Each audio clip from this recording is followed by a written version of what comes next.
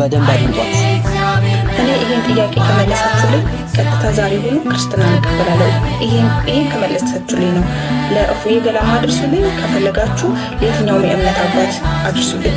አንደኛ ጥያቄ የሰው ልጅ ስትወለዱ ወንድ ልጅ በ40 ቀኑ ሴት ልጅ በ80 ቀን ለምንድን ነው ክርስትና የምትነሱት? ሳትጠመቁ ብትኖሩስ ብታድጉስ? እሺ በ40 እና በ80 የምንጠመቅበት በጣም ብዙ ምክንያቶች አሉ። ከነዛ ምክንያቶች ኦሪት ዘሌዋውያን ምዕራፍ 12 እንዲህ ይላል፣ እግዚአብሔርም ለሙሴ እንዲህ አለ፣ ወንድ ልጅ ቢወለድ እናቱ ለ7 ቀን ያህል በሕመሟና በመርገሟ ምክንያት ትረክሳለችና በ8ኛው ቀንም ይገረዝ፣ ከደሟም እስክትነጻ ድረስ 33 ቀን ትቀመጥ ይለናል። እንግዲህ 7 ቀን በመርገሟ 33 ቀን እስክትነጻ ድረስ ትቆይ። በአጠቃላይ 7 እና 33 40 ቀን ይሆናል ማለት ነው።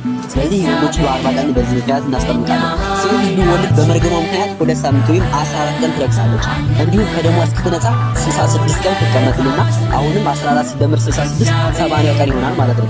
በዚህም በሙሴ ሴትን በ80 ቀን ወንድን በ40 ቀን ቤተክርስቲያን ታጠምቃለች ማለት ነው። በተጨማሪ መጽሐፈ ኩፋሌ ምዕራፍ 4 ከቁጥር 8 አዳም በተፈጠረ በ40 ቀኑ ወደ ገነት ገባ፣ ሔዋንም በተፈጠረች በ80 ቀኗ ወደ ገነት ገባች ይላል።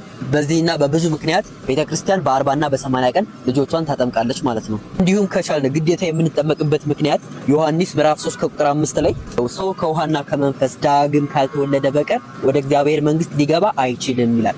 የመጀመሪያውን ውልደት አዳማዊ ሆነን ተወልደናል። ሁለተኛውን ደግሞ በክርስቶስ ድነን ክርስቶሳዊ ሆነን ከተወለድን በኋላ ከባርነት ወጥተን የሥላሴ ልጅነት አግኝተን እግዚአብሔርን አባቴ ብለን መጥራት እንጀምራለን ማለት ነው። ሁለተኛ ጥያቄ ኢየሱስ ጌታ ከሆነ ከሱ ቀድማ የተፈጠረችው ማርያም ስለሆነች ለምን ማርያም ጌታ መሆን አትችልም ነበር? ማርያምን የፈጠራት ማን ነው? የትኛውም ነቢያት ከመኖራቸው በፊት ከመፈጠራቸው በፊት አዳምና ሔዋን ነበሩ።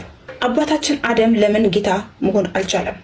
ቀድሞ ከሁሉም ከነቢያትም ቀድሞ የተፈጠረው እሱ ስለሆነ ለምን ጌታ መሆን አልቻለም? በመጀመሪያ ጌትነት ቀድሞ በመፈጠር አይደለም።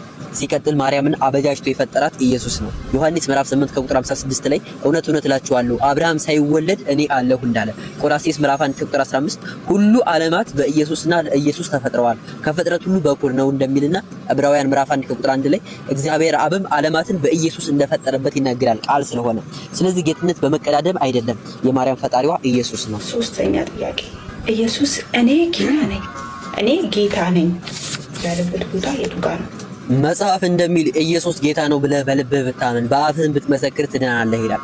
ሐዋርያትም ጌታችን ጌታችን ይሉት ነበርና ኢየሱስም ዮሐንስ ምዕራፍ 13 ከቁጥር 13 ላይ እናንተ መምህርና ጌታ ትሉኛላችሁ እንዲሁ ነኝና መልካም ትላላችሁ፣ እኔ ግን ጌታና መምህር ስሆን በባሪያ መልክ ሁኜ እግራችሁን አጠብኩ ይላል። እንዲሁም ራእይ ምዕራፍ 1 ከቁጥር 8 ላይ ኢየሱስ ያለና የነበረው ሁሉን የሚገዛ ጌታ አምላክ እኔ ነኝ ይላል።